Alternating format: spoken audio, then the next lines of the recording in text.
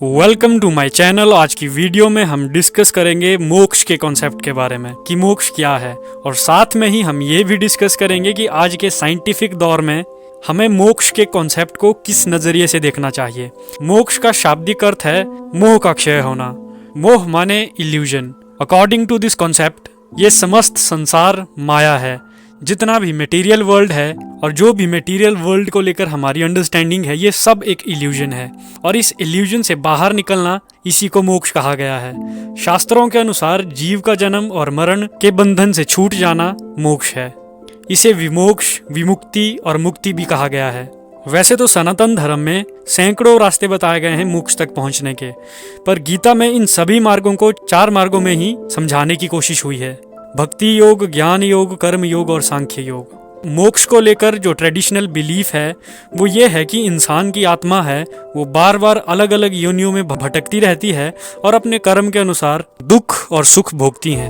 अगर किसी को मोक्ष पाना है तो उसे मनुष्य योनि में जन्म लेकर इन 4 मार्गों में से किसी एक पे चलकर इस संसार रूपी माया को हराना होगा और अपने असली स्वरूप को पहचानना होगा। तभी उसे इस बार बार जन्म मरण के साइकिल से छुटकारा मिलेगा। ये वो सब बातें हैं जो हमारे शास्त्रों में लिखी हुई हैं, और बहुत सारे ज्ञान को प्राप्त महापुरुषों ने भी मोक्ष पे बात की है। चाहे वो रामकृष्ण परमहंस हो, रमन महर्षि हो, विवेकानंद हो या आदि शंकराचार्य, सभी ने अपने अपने तरीकों से मोक्ष को समझाने का प्रयास किया है।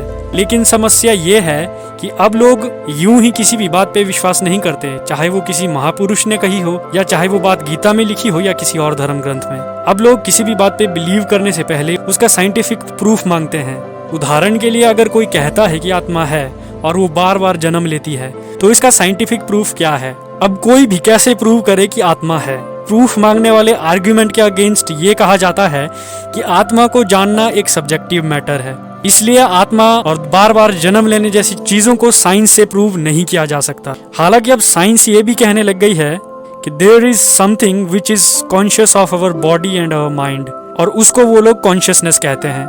अगर साइंस आत्मा को प्रूव नहीं कर सकती तो क्या इसका मतलब मोक्ष का कॉन्सेप्ट यूजलेस है? आई थिंक ऐसा सोचना मूर्खता होगी, क्योंकि मोक्ष का कॉन्सेप्ट सिर्फ रिलीजियस और स्पिरिचुअल डोमेन तक ही लिमिटेड नहीं है। हमारी आम जिंदगी में भी इसका बहुत बड़ा रोल है।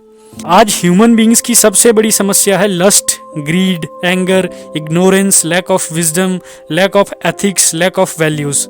ये सब आज हमारे लिए एक बहुत बड़ी प्रॉब्लम्स हैं। इन सब अवगुणों से छुटकारा पाना भी एक तरह का मोक्ष है। आपको आत्मा या बार बार जन्म लेने वाली बात पे बिलीव नहीं है, इट्स टोटली फाइन, पर लस्ट, ग्रीड, एंगर, इन सब चीजों के लिए तो किसी साइंटिफिक एविडेंस की जरूरत नहीं पड़ती, और सभी जानते हैं कि ये बुरी चीजें हैं। इन बुरी चीजों से छुटकारा पाना भी मोक्ष है, और इसके लिए भी संतों ने और शास्त्रों ने सॉल्यूशन बताए हुए हैं।